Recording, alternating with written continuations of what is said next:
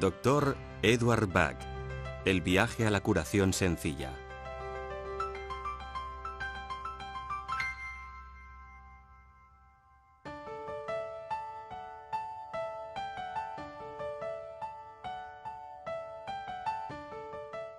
El descubrimiento casual de una flor cerca de un manantial de montaña en Gales marcaría el comienzo de un viaje para uno de los pensadores más imaginativos de nuestro tiempo, Edward Bach, un doctor entregado y apasionado que dio la espalda a la medicina ortodoxa y empezó a investigar el poder curativo de la naturaleza para tratar las enfermedades. El Dr. Bach fue un respetado doctor, bacteriólogo y patólogo en el Londres de principios del siglo XX. Según sus teorías, las emociones están relacionadas con los trastornos físicos. Sus remedios florales interactúan con las emociones negativas que pueda experimentar una persona en un momento dado para transformarlas en emociones positivas. Como en el caso de muchos pioneros cuyos descubrimientos se adelantaban a la ciencia, la vida del Dr. Bach estuvo rodeada de controversia. Y como ha ocurrido con otros innovadores que han realizado descubrimientos únicos, algunos lo consideraban un excéntrico. Sin embargo, su intuición acerca del poder de la naturaleza culminaría con el descubrimiento de 38 remedios florales que cambiarían la manera de ver las terapias naturales. Edward Bach. El viaje a la curación sencilla. Edward Bach nació el 24 de septiembre de 1886 en Moseley, a las afueras de Birmingham, Inglaterra. Durante su infancia, Bach iba a menudo al campo. Era un muchacho intuitivo, muy sensible a su entorno, y le encantaba pasear entre los árboles, los pájaros y las flores silvestres. Sin embargo, la belleza natural del campo contrastaba enormemente con la ciudad de Birmingham, enclave fabril que se consideraba la cuna de la revolución industrial. Tras terminar su formación escolar, Bach empezó a trabajar en la fundición de latón de su padre. Había descartado sus sueños infantiles de ser doctor, pues veía que no podía pedir a sus padres que costeasen los estudios de medicina. Sin embargo, el joven Edward no lograba adaptarse al ruido constante y las condiciones claustrofóbicas del entorno de trabajo en la fundición. A pesar de todo, en aquel contexto industrial encontró una inspiración muy diferente. Edward Bach era un perspicaz observador de las emociones y vio cómo afectaban las enfermedades a los trabajadores. El miedo a la enfermedad era un problema tan importante como la propia enfermedad, pues un hombre enfermo no podía trabajar ni tampoco pagar facturas médicas de importes desorbitados.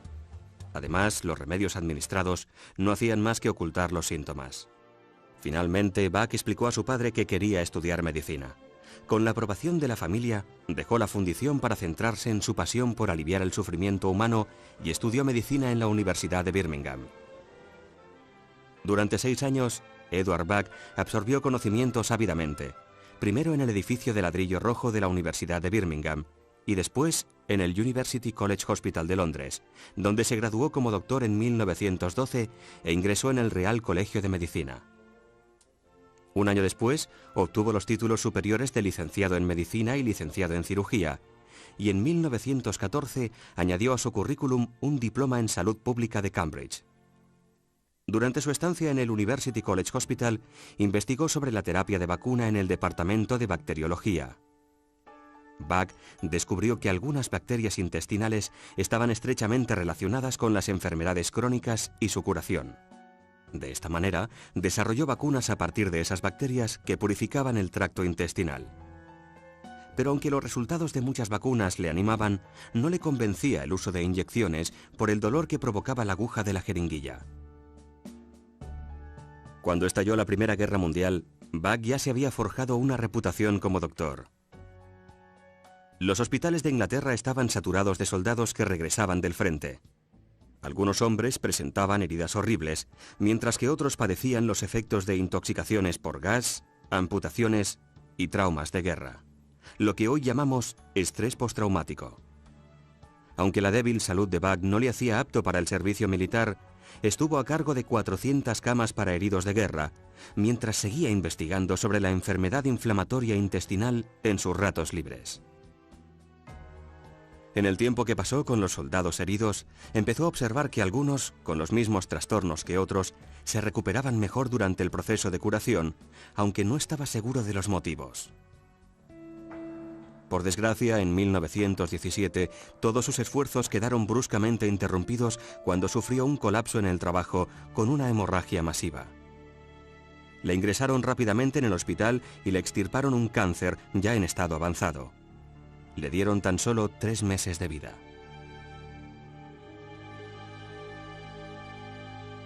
Pero para el tenaz Dr. Bach aún quedaba mucho trabajo por hacer, pues creía que todavía no había profundizado lo suficiente en su investigación.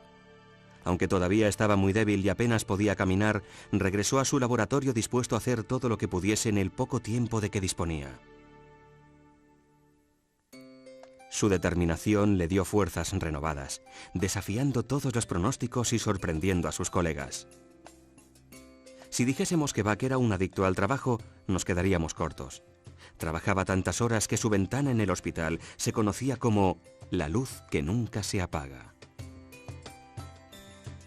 El año siguiente, el Dr. Bach recibió permiso oficioso para vacunar a las tropas inglesas. Como resultado, se salvaron miles de vidas.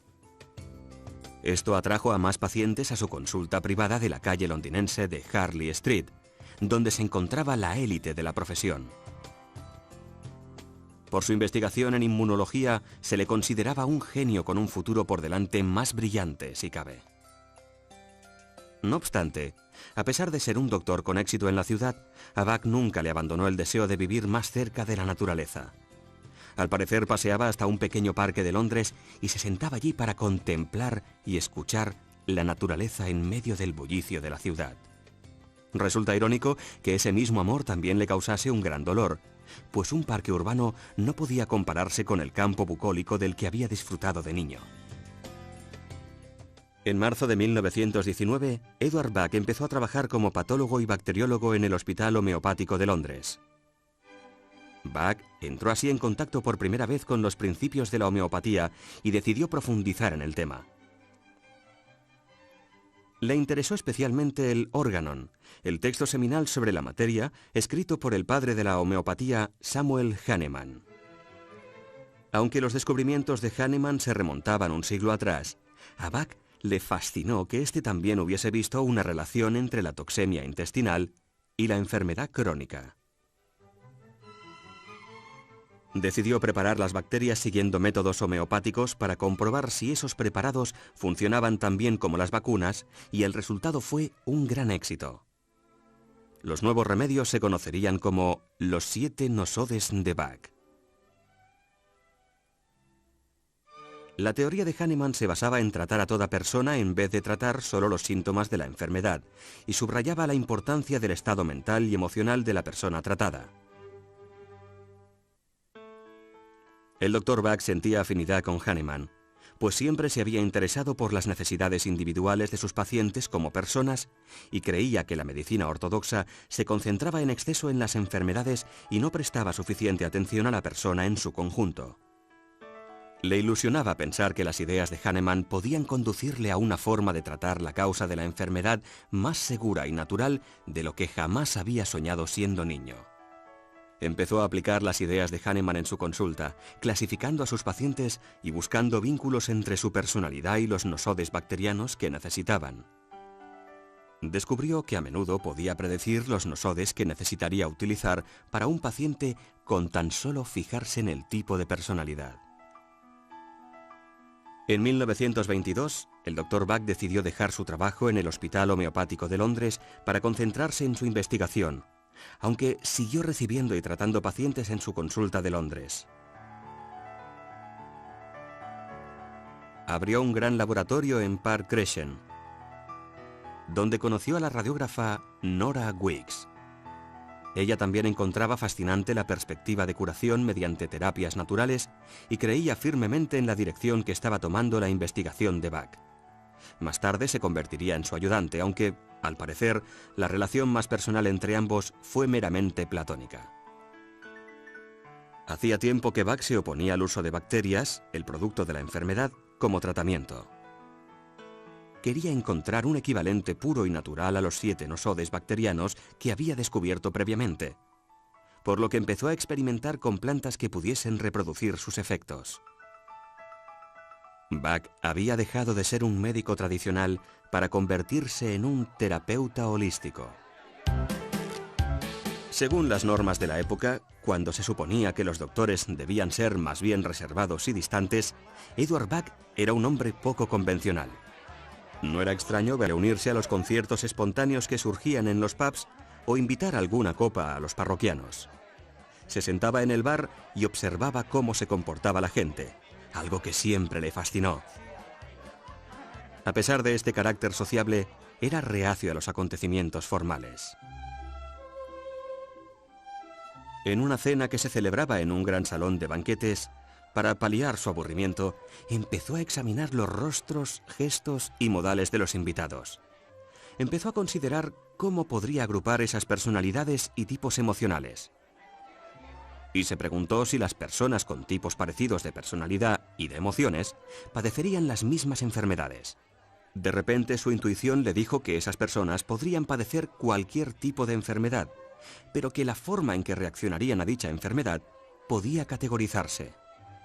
Se dio cuenta de que la respuesta a la enfermedad no radicaba en curar solo las enfermedades crónicas, sino que debía consistir en buscar un tratamiento para las emociones y los estados de ánimo negativos, que eran los primeros responsables de la falta de salud. Basándose en estas ideas, categorizó varios estados emocionales y pudo ver que se necesitarían más. Estaba decidido a dedicar el resto de su vida a este nuevo sistema de medicina que la naturaleza podía proporcionar, algo de lo que estaba convencido. La búsqueda de estos nuevos remedios, más sencillos y más naturales, llevó al Dr. Bach a la campiña de Gales. Allí encontró en 1928 Impatiens glandulifera y Mimulus guttatus en estado silvestre, y preparó remedios con estas plantas siguiendo métodos homeopáticos. El Dr. Bach empezó a usar los nuevos remedios florales con sus pacientes, prescribiéndolos según su personalidad. El éxito fue inmediato y notable. A continuación añadió a su colección la clemátide. Estos 3 remedios tuvieron tanto éxito que a finales del año siguiente había dejado de usar todos los demás medicamentos. Mientras tanto, seguía buscando más plantas curativas. En 1930, Bach hizo lo que otros doctores consideraban impensable. Dio la espalda a la medicina ortodoxa y dejó su consulta de Londres, sumamente lucrativa, para dedicarse por completo a la búsqueda de nuevos remedios a partir de las plantas del campo. Además, le pidió a Nora Weeks que le acompañase como ayudante. El Dr. Bach siguió descartando de su práctica ideas y teorías innecesarias, como los antiguos métodos de preparación de remedios en laboratorio, y diseñó 2 nuevos métodos para preparar las flores. El primero de ellos fue el método del sol. El Dr. Bach colocaba las flores frescas en un cuenco con agua bajo la luz directa del sol, de modo que la energía de la planta se filtrase al agua. Unos años más tarde, ya establecido en Mount Vernon, descubrió un segundo método, el método de ebullición, que utilizaría para 18 de los remedios. Este método consistía en recoger las flores y hervirlas en agua durante media hora para luego dejarlas enfriar. Para preparar los remedios, el Dr. Bach mezclaba el agua con las propiedades de las flores a partes iguales con brandy, que hacía la función de conservante. Al líquido resultante lo denominó tintura madre. Luego preparaba botellitas de concentrado diluyendo 2 gotas de tintura madre en 30 mililitros de brandy. De 1930 a 1934, el Dr. Bach y Nora viajaron por los rincones más remotos de Inglaterra y Gales, preparando y probando remedios a partir de numerosas plantas. Experimentaron usando estos preparados con sus pacientes. Con el tiempo, creó 19 remedios. La mayoría de ellos se elaboraron a partir de flores, con la excepción del Rock Water, que se creó en 1933 con agua de un manantial olvidado. En un par de casos, Olive y Vine, Escribió a amigos de Suiza y de Italia para pedirles que preparasen los remedios siguiendo sus instrucciones a fin de probarlos con sus pacientes. Uno de sus destinos rurales favoritos era Cromer, una población de la costa este de Inglaterra. Le gustaba observar la dinámica entre los turistas relajados y los locales que seguían el ritmo de su vida cotidiana. Las observaciones realizadas por Bach en este tranquilo entorno reforzaron sus teorías sobre los diferentes tipos de personalidades. Mientras que todos los habitantes de la población se enfrentaban a retos cotidianos similares, las reacciones de las personas ante una situación dada eran muy individuales. Fue durante su estancia en Cromer cuando el Dr. Bach descubrió muchos de los primeros remedios: Agrimory, Chicory, Verben, Centaury, Cerato, Scleranthus y Oak. También fue ahí donde una emergencia marítima puso a prueba el trabajo de Bach. El 14 de diciembre de 1933, una feroz tormenta azotaba el mar. Se dispusieron barcos de salvamento para rescatar a 2 pescadores de la barcaza naufragada de Sepoy. Los barcos intentaron zarpar durante 6 horas, pero el mar estaba demasiado agitado.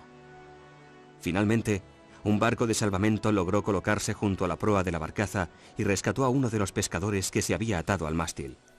Expulsaba espuma por la boca, deliraba y se pensó que no sobreviviría. De hecho, quienes lo rescataron creyeron que se trataba de una muerte segura. Cuando llegaron a tierra firme, el Dr. Bach insistió en intentar salvar la vida del pescador y humedeció los labios del hombre con una combinación de remedios a la que se refirió como Rescue Remedy. Según cuentan, instantes después, el hombre se incorporó y pidió un cigarrillo, tras lo cual lo llevaron al hospital local. En este punto de la vida de Bach, los remedios florales empezaban a hacerse famosos gracias al boca a boca. Había publicado varios artículos y libros sobre el poder curativo y la eficacia de los remedios. Pero la profesión médica se mostraba reticente a aceptar sus ideas. También anunciaba sus remedios en los periódicos, algo que el Consejo Médico General desaprobaba enérgicamente. Durante los 4 años siguientes, se le amenazó en repetidas ocasiones con tachar su nombre del registro médico. Finalmente, Bach se desquitó escribiendo una carta al Consejo en la que sostenía que ya no se consideraba doctor, sino herborista. En una carta posterior, rescindió su asociación con la medicina ortodoxa para no volver a saber nada del Consejo Médico General nunca más. Después de años de viajes, el Dr. Bach y su ayudante Nora consideraron que había llegado el momento de establecer un centro donde poder continuar preparando sus remedios. Alquilaron una casa de campo victoriana, Mount Vernon, en el tranquilo pueblo de Shotwell, en el condado inglés de Oxfordshire. Su buen amigo Victor Bullen, un constructor de Cromer, se les uniría más tarde para ayudarles en su labor. Bach tuvo una grata sorpresa al comprobar que casi todas las plantas curativas crecían en un radio de 1,5 a 3 kilómetros de su nuevo hogar. Para entonces ya había gastado todos los ahorros que le quedaban de la consulta de Londres. No tenía mucho dinero para amueblar la casa, así que recogió madera y fabricó sus propios muebles, que aún se conservan hoy en día en Mount Vernon. Aunque su economía no era precisamente boyante, el Dr. Bach no cobraba por sus servicios ni sus remedios. Consideraba que la salud era un derecho de toda persona y sus remedios no eran más que una prolongación natural de la curación. Resulta paradójico que las visitas gratuitas incomodasen a los propios pacientes. Muchos no regresaban para una segunda visita porque sentían que se estaban aprovechando de su bondad. Así que el Dr. Bach decidió cobrar el tratamiento para que los pacientes sintiesen que no solo recibían, sino que también daban algo a cambio. La fama de los remedios empezó a extenderse. Bach conocía a la familia Nelson, los propietarios de la farmacia homeopática más antigua de Europa. De vez en cuando viajaba a Londres para entregar sus tinturas madre en esta y otras 2 farmacias. Bach también seguía tratando a los pacientes que acudían a verle a Mount Vernon. En esta época, él mismo padeció estados de ánimo negativos para los que aún no tenía remedio. Así descubrió los 19 remedios finales, buscando plantas para tratar sus propias dolencias. El sueño del Dr. Edward Bach de crear un sistema basado en la naturaleza como catalizadora para conseguir un buen estado de salud se había hecho realidad. Y lo más importante para él, el nuevo sistema de remedios era seguro, eficaz y sobre todo, sencillo de usar. El Dr. Bach dio un último golpe de efecto. Quemó casi todas las notas sobre sus estudios de casos y sus hallazgos. Veía el sistema completo como un regalo de la naturaleza. Quería que la gente lo viese y lo juzgase tal como era, sin distraerse con teorías y especulaciones. De esta manera escribió: no hace falta ciencia ni conocimiento. Obtendrán mayor beneficio de este regalo enviado por Dios quienes lo mantengan tan puro como es, libre de ciencia, libre de teorías, pues en la naturaleza todo es sencillo. El Dr. Bach trató con sus remedios a muchas personas de forma satisfactoria. En septiembre de 1936 planificó una gira de conferencias, pero la tensión de toda una vida de duro trabajo empezaba a pasarle factura y solo pudo pronunciar una conferencia antes de caer gravemente enfermo por segunda vez en su vida. A la edad de 50 años, con sus sueños cumplidos, este hombre excepcional murió en paz mientras dormía. Fue enterrado en el cementerio del pueblo, muy cerca de Mount Vernon, y en su lápida se grabó la siguiente inscripción: velad porque siga vivo siempre. Ciertamente, a través de sus remedios, lo está. El Dr. Bach dejó su trabajo en manos de sus amigos Nora Weeks y Victor Bullen. En 1958 recaudaron fondos para comprar Mount Vernon, ahora más conocido como la sede del Centro Bach, y lo cedieron a una fundación. Tras la muerte de Nora en 1978, la fundación quedó a cargo de sus socios John Ramsell y Nicky Murray, y luego de John y su hija Judy Ramsell Howard tras la jubilación de Nicky. En 1989, John fundó una fundación benéfica a la que transfirió la propiedad de Mount Vernon, de modo que la casa y el jardín quedasen protegidos para siempre. Hoy en día, el Centro Bach es el eje de un programa mundial de formación. Profesionales de todo el mundo se inscriben aquí y prometen trabajar de acuerdo con los métodos originales establecidos por el propio Dr. Bach. Por lo tanto, aunque ahora es un fenómeno mundial, el sistema sigue siendo tal como el Dr. Bach lo dejó hace tantos años. Sencillo y puro, como las flores que crecen silvestres en el jardín.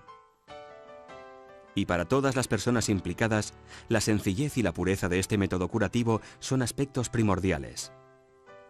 Como escribió el Dr. Bach hace muchos años, es el sistema de la naturaleza y por tanto es correcto.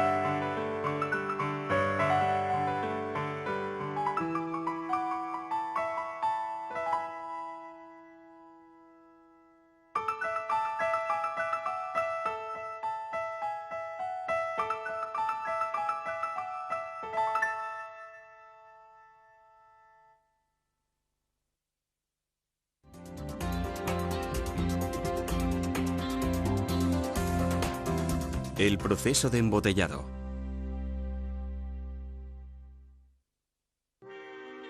Desde la década de 1930, cuando el Dr. Bach descubrió sus 38 remedios florales, las tinturas madres se han preparado con flores del jardín de Mount Vernon.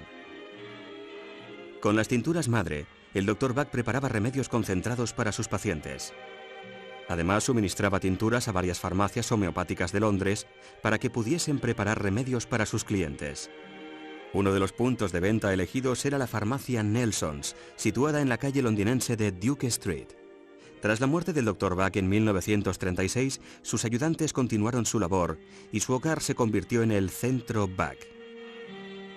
El equipo del Centro Bach preparaba, embotellaba y distribuía remedios a quien lo solicitase. A finales de la década de 1980, del pequeño pueblo inglés salían 80.000 botellitas de concentrado semanales para distribuirse por todo el mundo. Sin embargo, y como podrán imaginar, se hacía difícil satisfacer una demanda que no dejaba de crecer. En la década de 1960, Nora Weeks, la ayudante del Dr. Buck en la época en la que éste descubrió los remedios, había pedido a Nelsons que les ayudase a lanzar la Rescue Cream. En ese momento el centro volvía a necesitar ayuda y ya en 1991 concedió licencias a Nelsons para embotellar y distribuir sus tinturas madre. 2 años después, en 1993, este acuerdo se transformó en permanente cuando el centro vendió a Nelsons los derechos de embotellado y distribución. Actualmente Nelsons produce millones de botellitas de concentrado al año y las flores de Bach originales se venden en más de 70 países. Millones de personas, entre ellas respetados doctores y profesionales de la medicina alternativa de múltiples disciplinas, tienen total confianza en las flores de Bach. Las tinturas madre siguen preparándose según el método tradicional. Un empleado de Nelsons formado por el director del Centro Bach recoge las flores a mano en el jardín del Centro Bach, donde las plantas crecen silvestres. Otras plantas crecen en los alrededores, muchas de ellas en los mismos lugares donde el Dr. Bach las encontró hace unos 70 años. En algunos casos concretos, los encargados de preparar los remedios tienen que viajar un poco más lejos. El Rockwater se elabora en Gales, mientras que durante la Pascua se realizan viajes a zonas remotas de España para preparar los remedios Vine y Olive en su entorno natural. El Dr. Bach estableció 2 métodos de preparación de los remedios. Ambos se plasman en maneras sencillas de extraer la energía vital de la planta y transferirla a una forma líquida. El más conocido es el método del sol, que se usa para preparar 20 de los 38 remedios.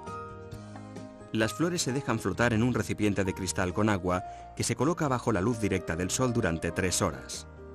Todo el proceso se realiza a mano y a pequeña escala. Un día atareado puede haber 6 o 7 recipientes al sol. Algunas plantas solo están en flor un día o 2, por lo que la coordinación temporal es crucial. Para los 18 remedios restantes se sigue el método de ebullición. En la mayoría de los casos se usan las flores de árboles y arbustos que se recogen, se hierven en un cazo y se dejan enfriar en el mismo recipiente al aire libre. A partir de aquí, el proceso es igual en los 2 casos. Se retiran las flores del agua que ya ha adquirido sus propiedades, se filtra y se mezcla a partes iguales con un brandy de 40 grados, que hace las veces de conservante. Esta mezcla es la tintura madre. En la década de 1930, el Dr. Bach llevaba las tinturas madre a la farmacia Nelsons.